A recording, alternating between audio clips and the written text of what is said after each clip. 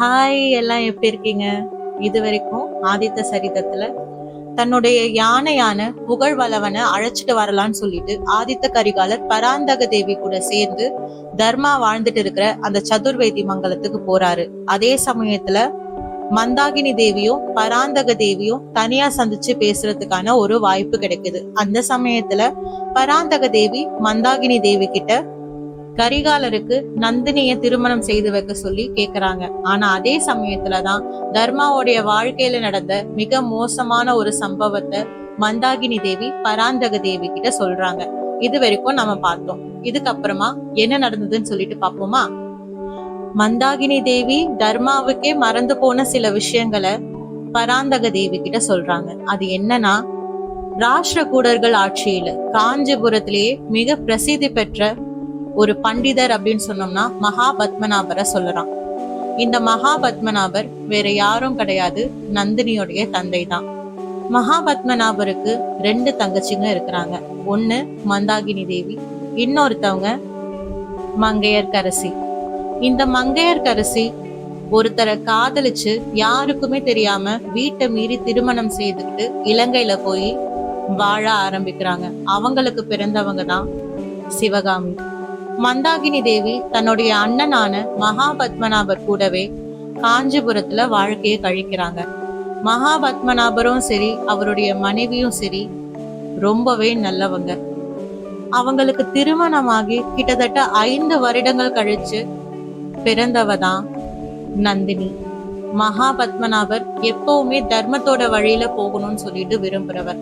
அதனால தனக்கு பிறந்த அந்த ஒரே பெண் குழந்தைக்கு தர்ம பொன்னாள் அப்படின்ற பெயரை அவர் வைக்கிறாரு.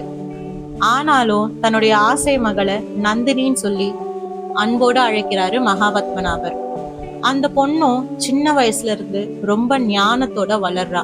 புலிக்கு பிறந்தது பூனையாகுமான்னு சொல்லிட்டு ஒரு பழமொழி இருக்குது இல்லையா? அந்த மாதிரி தன்னுடைய தந்தையான மகாபத்மநாபரை போலவே சீரிய ஞானத்தோட வளர்றா நந்தினி.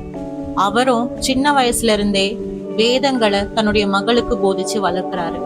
அந்த சமயத்துலதான் நந்தினி இறைவனுக்கே தன்னுடைய வாழ்க்கையை அர்ப்பணிக்கணும்னு சொல்லிட்டு ரொம்ப சின்ன வயசுலயே அந்த முடிவுக்கு வரா. நான் இறைவனையே பெரிய பொண்ணானதுக்கு அப்புறமா திருமணம் செய்துப்பேன்னு சொல்ற அளவுக்கு நந்தினி ரொம்பவே பக்தியான ஒரு பொண்ணா வளர்றா. எல்லாமே நல்லா போயிட்டு இருந்த சமயத்துல நந்தினி ஒரு பருவம் அடைஞ்சதுக்கு அப்புறமா காஞ்சிபுரத்திலேயே ரொம்ப அழகான ஒரு பொண்ணா திகழ்றா.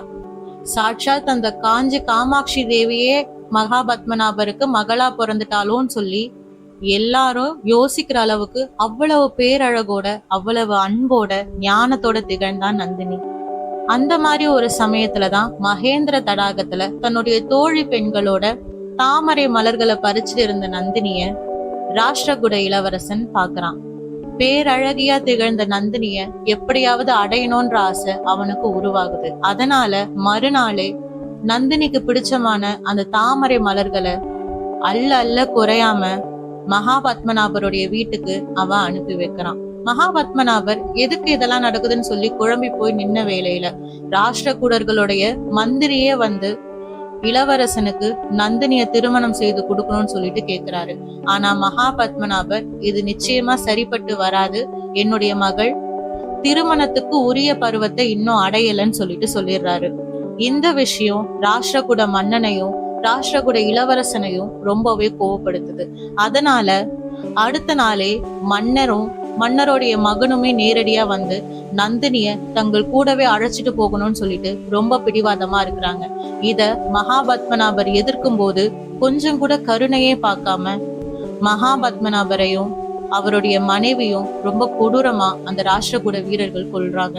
அப்படி கொன்னது மட்டும் இல்லாம அந்த இடத்துக்கே தீ வச்சு அழிக்க முயற்சி பண்றாங்க. அந்த மாதிரி ஒரு சூழ்நிலையில தான் மந்தாகினி தேவி நந்தினி அழைச்சுக்கிட்டு மகேந்திர தடாகத்துக்கு தப்பிச்சு போறாங்க.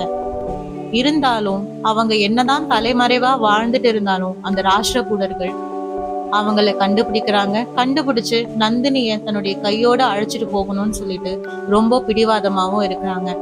அப்போதான் அவங்க கிட்ட இருந்து எப்படியாவது நந்தினியை காப்பாத்தணும்னு சொல்லிட்டு உரிய பருவம் வரும்போது நானே அவளை ராஷ்டிரகூட இளவரசனுக்கு திருமணம் செய்து வைக்கிறேன்னு சொல்லி மந்தாகினி தேவி ஒரு வார்த்தையை கொடுக்குறாங்க. அந்த வார்த்தையை நம்பி ராஷ்டிரகூட மன்னரும் சரி அவங்களுடைய படை வீரர்களும் திரும்பி போறாங்க.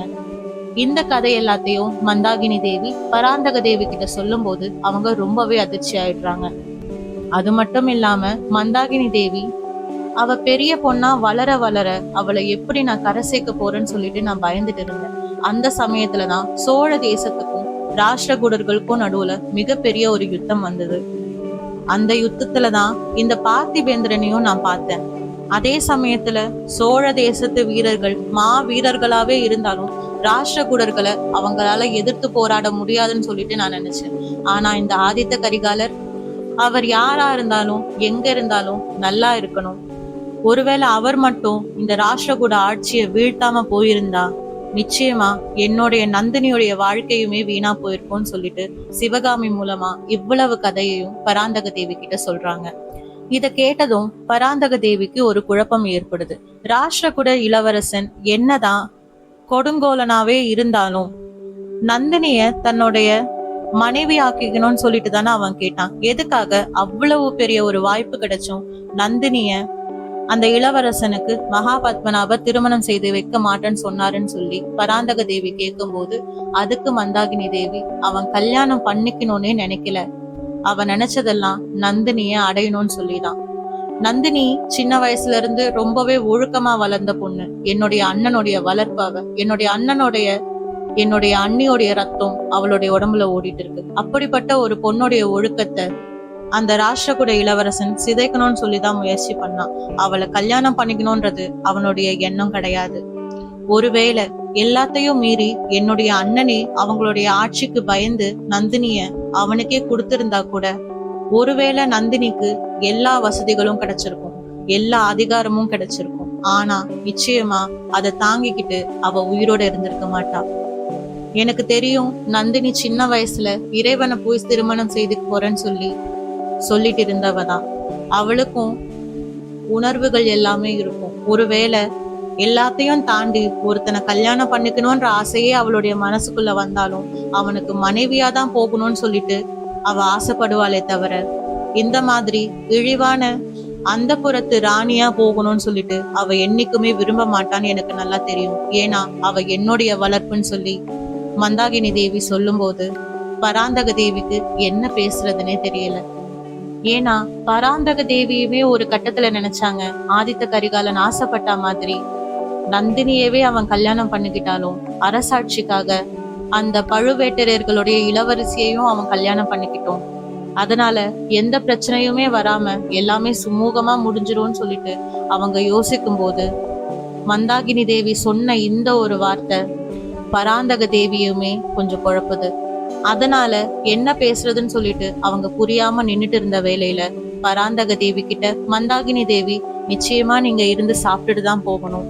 உங்ககிட்ட நான் ஏதாவது கடுமையா நடந்திருந்தா தயவு செய்து மன்னிச்சுக்கோங்க. ஆனா என்னுடைய மகளை இதுக்கப்புறமா நீங்க தொந்தரவு பண்ணாம இருக்கிறது தான் நல்லதுன்னு சொல்லிடுறாங்க. பராந்தக தேவியும் எதுவுமே பேசாம அமைதியாயிடுறாங்க. அதே சமயத்துல நந்தினியும் ஆதித்த கரிகாலரும் தனிமையில இருந்த வேலையில ஆதித்த கரிகாலர் அவகிட்ட பேச முயற்சி பண்றாரு. ஆனா நந்தினி எதையுமே காதுல வாங்கிக்காம, உங்க வேழம் இதுக்கப்புறமா உங்க கூட வரத்துக்கு எந்த ஒரு தடையும் செய்யாது, நீங்க தாராளமா இவனை கூட்டிட்டு போகலான்னு மட்டும் சொல்லிட்டு அங்கிருந்து திரும்பி கூட பார்க்காம கிளம்பி போயிடுறா. 1000 தான் கரிகாலர் மேல, அதாவது பார்த்திபேந்திரன் மேல நந்தினிக்கு காதலே இருந்தாலும் அன்னைக்கு ஒரு நாள் அவன் தன்கிட்ட எல்லை மீறி நடந்துகிட்டான். தன்னுடைய ஒழுக்கத்தையே அவன் குலைக்க பார்த்தான்ற ஒரே காரணத்தினால தன்னுடைய ஆசைகள் எல்லாத்தையும் தாண்டி பார்த்திபேந்திரனான ஆதித்த கரிகாலர் மேல நந்தினிக்கே ஒரு வெறுப்பு ஏற்படுது. அதுவும் அவரை பார்க்க அந்த வெறுப்பு கொஞ்சம் கொஞ்சமா அதிகமாகுது. அதனால அந்த இடத்த விட்டே நந்தினி கிளம்பி போயிடுறா. அதுக்கப்புறமா மந்தாகினி தேவி சொன்ன மாதிரி என்னதான் அங்க இருந்து அவங்க சாப்பிட்டுட்டே போனாலும் ஆதித்த கரிகாலர் நந்தினிய ஒரு ஏக்கத்தோடவே பாக்குறாரு. ஆனா நந்தினி அவரை நிமிர்ந்து கூட பார்க்கல. அதே சமயத்துல வந்தியத்தேவனோ அத பத்திலாம் கொஞ்சம் கூட கவலையே படாம நல்லா வயிறு முட்டை சாப்பிடுறான். இத கவனிச்ச பராந்தக தேவி, உன்னுடைய இளவரசர் உனக்கு சாப்பாடே போடாத மாதிரி இப்படி சாப்பிட்டுட்டு இருக்கேன்னு சொல்லி கேட்கும் போது ஆதித்த கரிகாலர் ஓர கண்ணால தன்னுடைய தாயார பாக்குறாரு. ஆனா எதுக்கு அவர் அப்படி பாத்துக்கிட்டாருன்ற விஷயம் அவங்களுக்கு மட்டும்தான் தெரியுமே தவிர அங்க இருந்த பெண்களுக்கு நிச்சயமா தெரியறதுக்கு வாய்ப்பே கிடையாது. ஆனா எல்லாத்தையும் தாண்டி தன்னுடைய மகனுடைய ஆசைகள் கனவுகள் எல்லாம் அவன் இளவரசனா இருக்கிறான்ற ஒரே காரணத்துக்காக இப்படி அவனுடைய கண்ணு முன்னாடியே அழிஞ்சு போகுதேன்னு சொல்லி ஒரு வேதனை பராந்தக தேவியுடைய மனசுல ஏற்படுது. ஒருவேளை அவன் சோழ தேசத்துடைய இளவரசனா இல்லாம இருந்திருந்தா நிச்சயமா எப்பாடுபட்டாவது நந்தினிய அவனுக்கே கல்யாணம் முடிச்சு வச்சிருப்பாங்க பராந்தக தேவி. இப்போ என்ன பண்றது ஏது பண்றதுன்ற குழப்பத்துல அவங்களே இருக்கிறாங்க. ஆனா ஆதித்த கரிகாலருக்கு இதெல்லாம் புரியாது, தெரியவும் தெரியாது. அவருடைய மனசுல எப்படியாவது நந்தினிய கல்யாணம் பண்ணிக்கணும், சந்தோஷமா அவ கூட அவர் ஆசைப்பட்ட வாழ்க்கைய வாழணும், அவ்வளவு மட்டும்தான் இருந்துச்சு. ஆனா இந்த பிரபஞ்சமே அவருடைய அந்த ஆசைக்கு எதிரா இருக்குன்ற விஷயம் ஆதித்த கரிகாலருக்கு தெரியவே இல்லை. இதுக்கப்புறமா என்ன நடந்திருக்கும்? பராந்தக தேவி தன்னுடைய மனசுல ஏற்பட்ட அந்த குழப்பத்தை எப்படி சரி செஞ்சாங்க? நந்தினிய கரிகாலருக்கு பேசி முடிச்சாங்களா?